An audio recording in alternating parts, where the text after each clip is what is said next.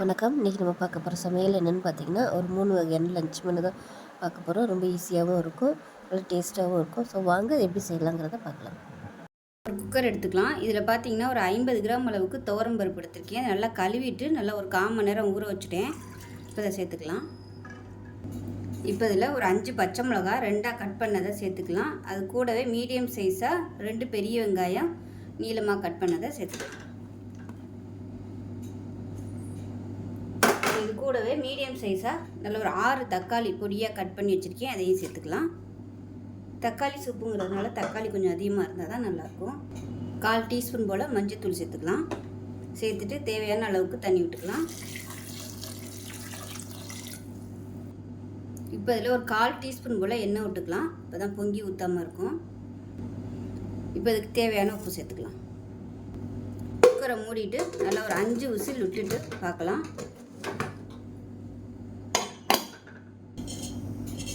இப்போ ஒரு கடாயை எடுத்துக்கலாம். இதில் வந்து தேவையான அளவுக்கு எண்ணெய் விட்டுக்கலாம். வாழைக்காய் வந்து வறுக்கணும், அதனால் அதுக்கு தகுந்த மாதிரி எண்ணெய் விட்டுக்கலாம்.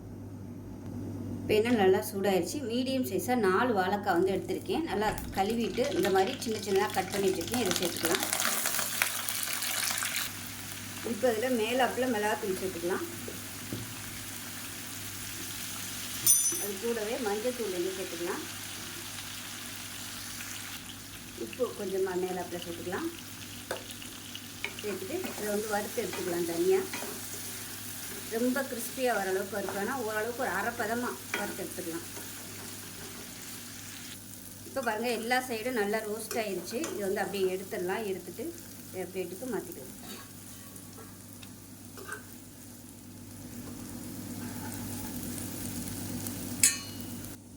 இப்போ அதே கடாயில் கொஞ்சம் எண்ணெய் விட்டுக்கலாம். எண்ணெய் இருந்துச்சுன்னா ஊற்ற வேணாம். இப்போ எண்ணெய் இல்லாதனால கொஞ்சமாக விட்டுக்கிறேன். இப்போ இந்த பேன் நல்லா சூடாயிருச்சு. எண்ணெய் நல்லா சூடாயிருச்சு. ஒரு ஏலக்காய், ஒரு சின்ன துண்டு பட்டை சேர்த்துக்கலாம். 3 கிராம்பு சேர்த்துக்கலாம். 1 டீஸ்பூன் போல் சோம்பு சேர்த்துக்கலாம். இப்போ இதில் மீடியம் சைஸாக பெரிய வெங்காயம் இந்த மாதிரி 2 கட் பண்ணி வச்சுருக்கேன். அதை சேர்த்துக்கலாம். இப்போ இதில் மீடியம் சைஸாக 2 தக்காளி கட் பண்ணதை சேர்த்துக்கலாம். இப்போ இதில் ஒரு 1/4 டீஸ்பூன் போல் இஞ்சி பூண்டு பேஸ்ட் சேர்த்து இது எல்லாமே நல்லா குழஞ்சு வர அளவுக்கு வதக்கி விட்டுக்கலாம். இப்போ இதில் 1 டீஸ்பூன் போல் மிளகாத்தூள்.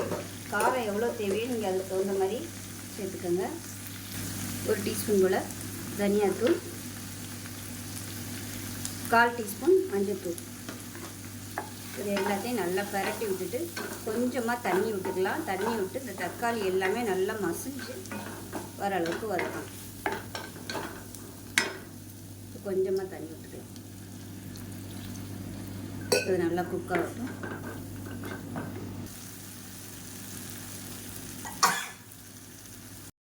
இப்போ தக்காளி வந்து வேக விட்டு நல்லா ஸ்டீம்லாம் இறங்கிடுச்சு. எப்படி இருக்குன்னு பார்க்கலாம். இந்த மாதிரி தான் இருக்கும். இப்போ இதை வந்து நல்லா நம்ம மசிச்சு விட்டுக்கலாம். மத்து இருந்துச்சுன்னா எல்லாத்தையும் நல்லா கடைஞ்சி விட்டுக்கோங்க. அப்போ தான் சூப் வந்து நல்லா டேஸ்ட்டாக இருக்கும். இப்போ பாருங்கள், நல்லா மசிச்சு விட்டாச்சு. இந்த அளவுக்கு இருக்கணும், தனியாக இருக்கட்டும். இப்போ இது போல் அகலமான கடாயை எடுத்துக்கலாம். தேவையான அளவுக்கு எண்ணெய் விட்டுக்கலாம். எண்ணெய் சூடானது 1 டீஸ்பூன் சோம்பு சேர்த்துக்கலாம். இது கூடவே கொஞ்சமாக கல்பாசி, பட்டை வந்து ஒரு 2-3 பீஸ் சேர்த்துக்கலாம். ஸ்டார் அனீஸ் சேர்த்துக்கலாம். கிராம்பு சேர்த்துக்கலாம். ஒரு 2-3 கிராம்பு, ஒரே ஒரு ஏலக்காய் சேர்த்துக்கலாம். கொஞ்சமாக கருவேப்பிலை சேர்த்துக்கலாம். இப்போ இதில் பொடியாக நறுக்குன்னா சின்ன வெங்காயம் 1 கைப்பிடி அளவுக்கு சேர்த்துக்கலாம். 1 டேபிள் ஸ்பூன் இஞ்சி பூண்டு பேஸ்ட் சேர்த்து வதக்கி விட்டுக்கலாம்.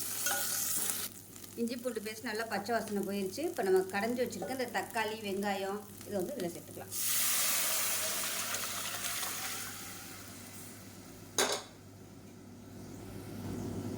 இப்போ இதை சேர்த்துட்டு தேவையான அளவுக்கு தண்ணி சேர்த்துக்கலாம். சூப் வந்து புளிப்பு டேஸ்ட்டு பார்த்துக்கிட்டு தண்ணி சேர்த்துக்கலாம். நல்லா கலந்துட்டு புளிப்பு டேஸ்ட் எப்படி இருக்குங்கிறத பார்த்துக்கிட்டு தேவைப்பட்டால் தண்ணி ஊற்றிக்கோங்க. கரெக்டாக இருக்குது. உப்பு மட்டும் கம்மியாக இருக்குது. உப்பு சேர்த்துக்கலாம். காரம் பத்தலைன்னா ஒரு 2-3 பச்சை மிளகாயை கிள்ளி இதில் சேர்த்துக்கோங்க. இப்போ இது கூடவே காலிஃப்ளவர் சேர்த்துக்கிறேன். நான் வந்து காலிஃப்ளவரை சின்ன சின்னதாக கட் பண்ணி மஞ்சள் உப்பு போட்டு சுடுதண்ணில் முன்னாடி நான் ஒரு 5 நிமிஷம் போட்டு தான் எடுத்து வச்சுருக்கேன். இப்போ அதை சேர்த்துக்கலாம். இப்போ நல்லா கொதிச்சுட்டு இருக்கு. இதில் வந்து நல்லா ஒரு டேபிள் ஸ்பூன் அளவுக்கு கரம் மசாலா சேர்த்துக்கலாம். இது வந்து நல்ல வாசனையாக இருக்கும். சேர்த்திங்கன்னா 1 டீஸ்பூன் போல் சீரகத்தூள் சேர்த்துக்கலாம். வறுத்து பொடிச்ச சீரகத்தூள் இதையும் சேர்த்து நல்லா கொதிக்க விட்டுக்கலாம். இப்போ பாருங்கள் சூப்பு நல்லா கொதிச்சிருச்சு. லாஸ்ட்டாக கொத்தமல்லி சேர்த்துட்டு அமர்த்திடலாம். அவ்வளோதான், அருமையான காலிஃப்ளவர் தக்காளி சூப் ரெடி ஆயிடுச்சு. கடாய் எடுத்துக்கலாம். தேவையான அளவுக்கு எண்ணெய் விட்டுக்கலாம். எண்ணெய் நல்லா சூடாயிடுச்சு. கடுகு சேர்த்துக்கலாம். அது கூடவே கொஞ்சமாக சோம்பு சேர்த்துக்கலாம். கருவேப்பிலை சேர்த்துக்கலாம். இப்போ எல்லாமே நல்லா பொரியுது. நம்ம அரைச்சி வச்சுருக்க இந்த மசாலா பேஸ்ட்டை வந்து சேர்த்துக்கலாம்.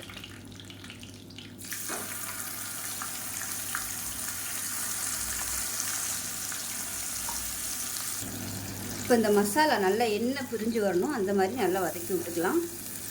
நான் வந்து மிக்சியை அலசிட்டு கொஞ்சமாக தண்ணி விட்டுருக்கேன். இப்போ இந்த மசாலாவுக்கு தேவையான உப்பு சேர்த்துக்கலாம். இப்போ பாருங்கள் நல்லா வதங்கி எண்ணெய் பிரிஞ்சு வருது. இந்த ஸ்டேஜில் நம்ம வறுத்து வச்சுருக்க இந்த வாழைக்காயை சேர்த்துக்கலாம். இந்த கிரேவி வந்து டேஸ்ட் பண்ணி பார்த்துக்கோங்க. உப்பு காரம்லாம் கரெக்டாக இருக்கான்னு. ஒருவேளை உங்களுக்கு காரம்லாம் பத்தாமல் இருந்துச்சுன்னா கொஞ்சம் மிளகாத்தூள் உப்பு போட்டு நீங்கள் அட்ஜஸ்ட் பண்ணிக்கலாம். இப்போ நல்லா இதில் வந்து பரட்டி விட்டுக்கலாம்.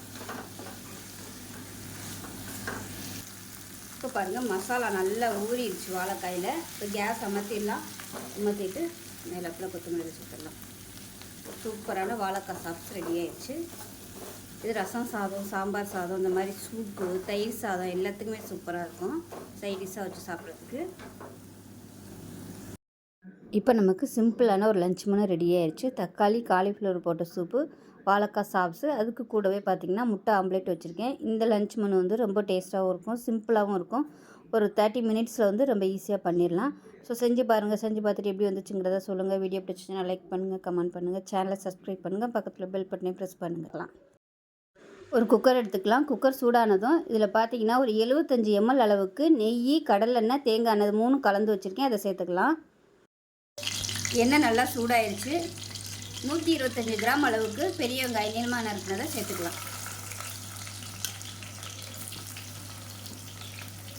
இது கூடவே பொடியாக நறுக்குனா புதினாவையும் சேர்த்துக்கலாம்.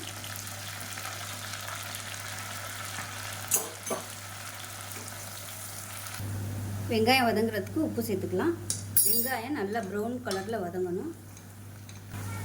இப்போ பாருங்கள் வெங்காயம் நல்லா அப்படியே ப்ரௌன் கலரில் வர ஆரம்பிச்சிருச்சு. இந்த ஸ்டேஜில் இஞ்சி பூண்டு பேஸ்ட்டு சேர்த்துக்கலாம். இதில் பார்த்திங்கன்னா ஒரு 2 டேபிள் ஸ்பூன் வர மாதிரி இஞ்சி பூண்டு பேஸ்ட்டு, அது கூடவே 2 முந்திரி பருப்பு, 2 பாதாம் பருப்பு சேர்த்துக்கேன். இது வந்து ஆப்ஷனல் தான், விருப்பப்பட்டால் நீங்கள் சேர்த்துக்கோங்க. ஒரு 25 கிராம் இஞ்சி, 25 கிராம் வந்து பூண்டு, அவ்வளோதான். இஞ்சி பூண்டு பேஸ்ட் நல்லா வதங்கிடுச்சு. 1 டீஸ்பூன் போல் மிளகாத்தூள் சேர்த்துக்கலாம். இந்த அளவுக்கு காரம் போதும். 2 பச்சை மிளகாய் வேறு நம்ம சேர்க்க போகிறோம், அதனால் இந்த அளவுக்கு போதும்.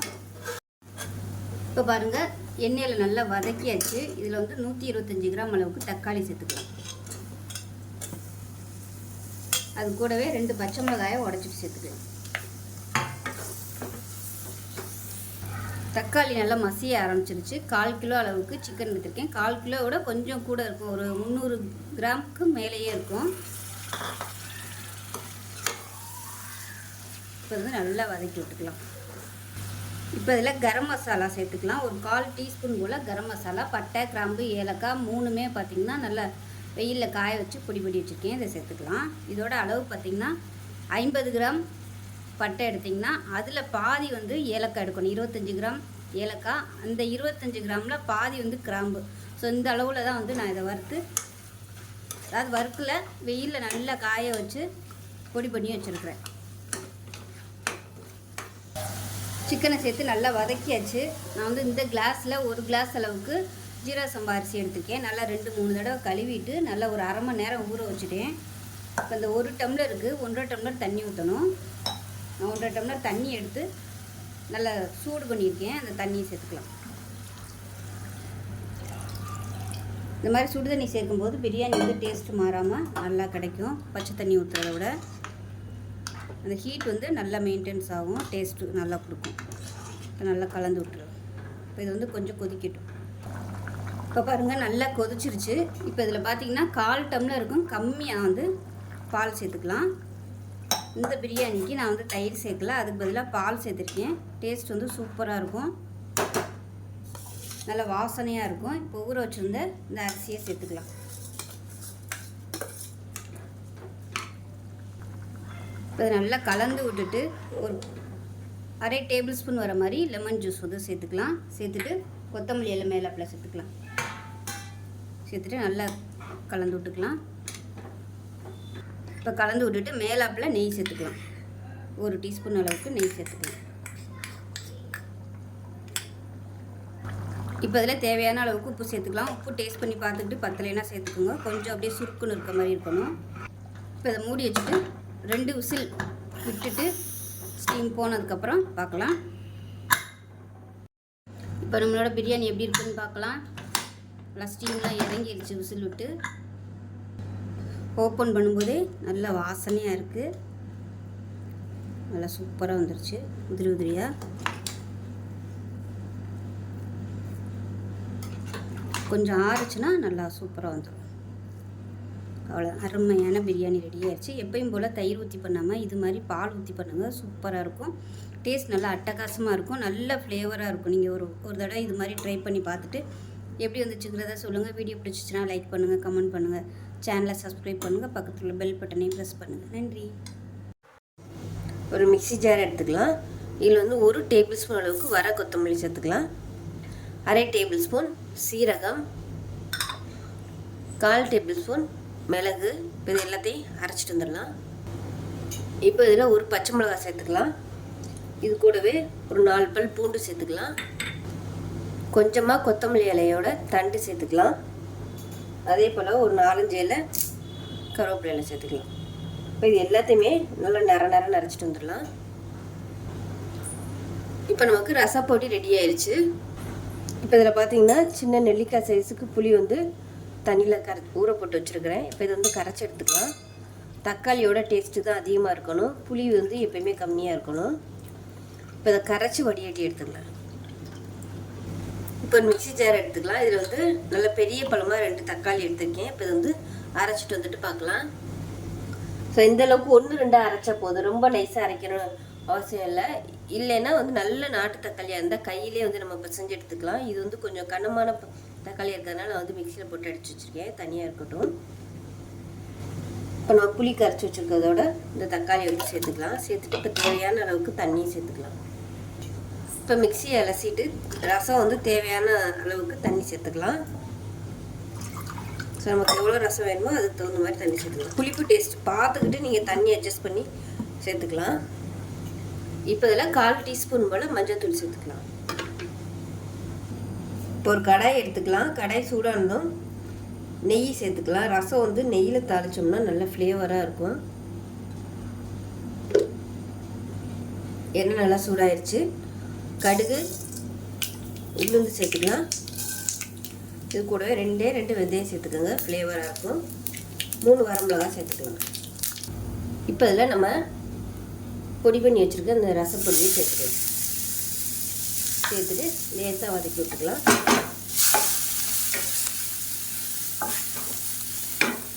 இது கூடவே பெருங்காயத்தூள் சேர்த்துக்கலாம்.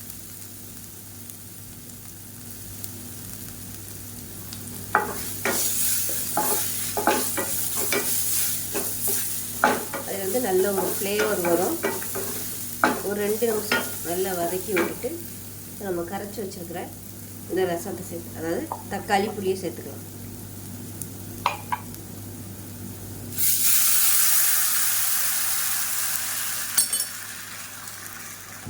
இப்போ இதை ஒரு தடவை கலந்து விட்டுறலாம். கலந்து விட்டுட்டு அதுக்கப்புறமா அப்படியே நுர கட்டி வரவும் அமர்த்திக்கலாம். இப்போ மேலாப்பில் கொத்தமல்லி இலை சேர்த்துக்கலாம்.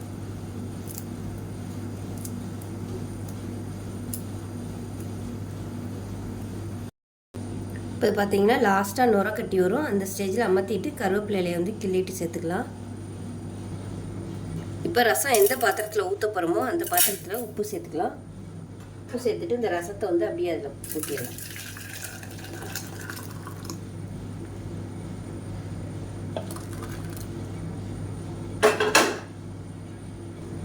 இப்போ நமக்கு அருமையான 10 நிமிஷத்தில் சூப்பரான ரசம் ரெடி ஆயிடுச்சு.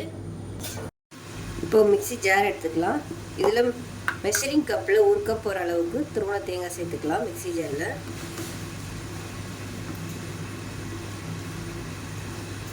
சேர்த்துட்டு இதில் வந்து பச்சை மிளகாய் சேர்த்துக்கலாம். காரம் வந்து எவ்வளோ தேவையோ அதுக்கு தகுந்த மாதிரி பச்சை மிளகாய் சேர்த்துக்கோங்க. நான் வந்து நல்ல காரசாரமாக இருக்கணுங்கிறதுக்காக 4 பச்சை மிளகாய் எடுத்துருக்கேன், பெரிய பச்சை மிளகாயை. கொஞ்சமாக கருவேப்பிலையில் சேர்த்துக்கலாம். கொஞ்சமாக புளி, இந்த சைஸுக்கு புளி சேர்த்திங்கன்னா போதும். 2 பல் பூண்டு, 2 சின்ன வெங்காயம், தேவையான அளவுக்கு உப்பு. இப்போ இது எல்லாத்தையும் தண்ணி விடாமல், அதாவது கொஞ்சம் கொஞ்சமாக தண்ணி ஊற்றணும், ரொம்ப ஊற்றிடக்கூடாது. சுட்டாக தண்ணி ஊற்றி நல்லா கெட்டியாக அரைச்சிட்டு பார்க்கலாம்.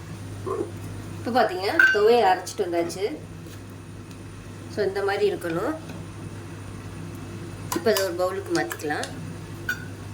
இந்த துவையல் ரொம்ப நைஸாலாம் இருக்காது, கொஞ்சம் அப்படியே திரியாக தான் இருக்கும்.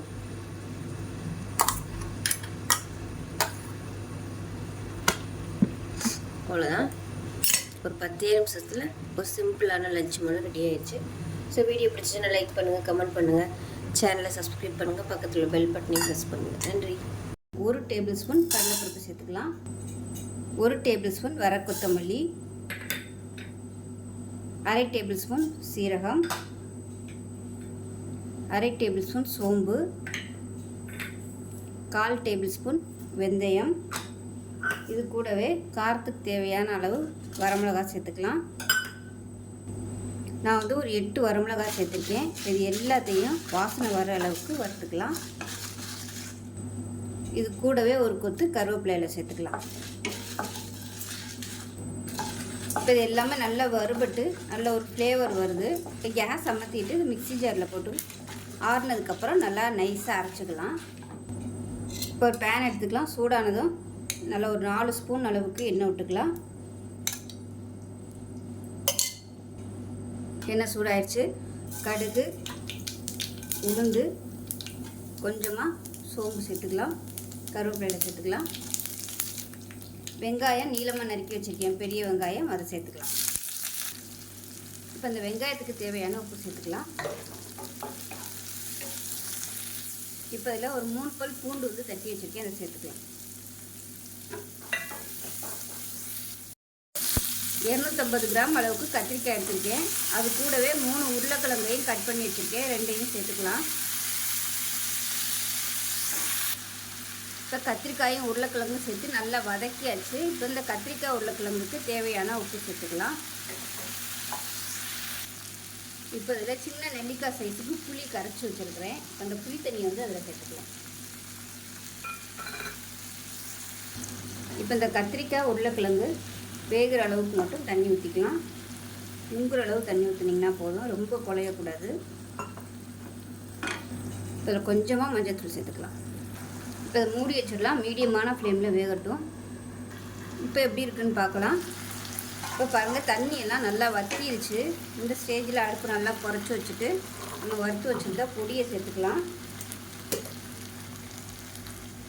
பாருங்கள், இந்த மாதிரி தான் இருக்கணும். ரொம்ப நைஸாகவும் இல்லாமல் ரொம்ப குறன்னு இல்லாமல் இருக்கணும். இப்போ இது எல்லாத்தையுமே சேர்த்துடலாம். சேர்த்துட்டு நல்லா பரட்டி விட்டுக்கலாம். ஒரு 2 நிமிஷம் நல்லா ஹை ஃப்ளேமில் வச்சு பரட்டி விட்டுக்கலாம். இப்போ எண்ணெய் பத்தாத மாதிரி இருந்துச்சுன்னா நீங்கள் இதில் வந்து எண்ணெய் சேர்த்துக்கலாம். இப்போ இதில் மேலாப்பில் எண்ணெய் ஊற்றிக்கலாம். அப்போ தான் நல்லா ரோஸ்ட் ஆகி வரும். ஸோ கத்திரிக்காய் வந்து முழுசாகவும் இருக்கணும், அதே சமயம் நல்லா வெந்தவும் இருக்கணும். இப்படியே நல்லா ரோஸ்ட் ஆகட்டும். ஓப்பன் லிட்லேயே வச்சு நல்லா ரோஸ்ட் பண்ணி எடுத்துக்கலாம். இப்போ பாருங்கள், கத்திரிக்காய் உருளைக்கிழங்கு நல்லா ரோஸ்ட் ஆயிடுச்சு. நல்லா அப்படியே சுருண்டு வந்துடுச்சு பாருங்கள். ஒவ்வொரு பீஸும் தனித்தனியாக இருக்குது பாருங்கள். இந்த மாதிரி வரணும். அதே சமயம் கத்திரிக்காய் வந்து குழையில அந்த மசாலா எல்லாமே சூப்பராக அந்த கத்திரிக்காயில் இறங்கியிருக்கு பாருங்கள். ஸோ அவ்வளோதான், ரெடி ஆகிடுச்சு. இப்போ மேலாப்பில் கொத்தமல்லியில் நல்லா நிறைய போட்டிங்கன்னா நல்லா வாசனையாக இருக்கும். சேர்த்துட்டு ஒரு பரட்டி விட்டுட்டு அமர்த்திடலாம். அருமையான கத்திரிக்காய் உருளைக்கிழங்கு பொடிக்கறி ரெடி ஆயிடுச்சு. இது வந்து சாம்பார் சாதம், ரசம் சாதத்துக்கெலாம் சூப்பராக இருக்கும். தயிர் சாதத்துக்கெலாம் நல்லாயிருக்கும். செஞ்சு பாருங்கள். செஞ்சு பார்த்துட்டு எப்படி வந்துச்சுங்கிறத சொல்லுங்கள். வீடியோ பிடிச்சிச்சின்னா லைக் பண்ணுங்கள், கமெண்ட் பண்ணுங்கள், சேனலை சப்ஸ்கிரைப் பண்ணுங்கள், பக்கத்தில் பெல் பட்டனையும் ப்ரெஸ் பண்ணுங்கள். நன்றி.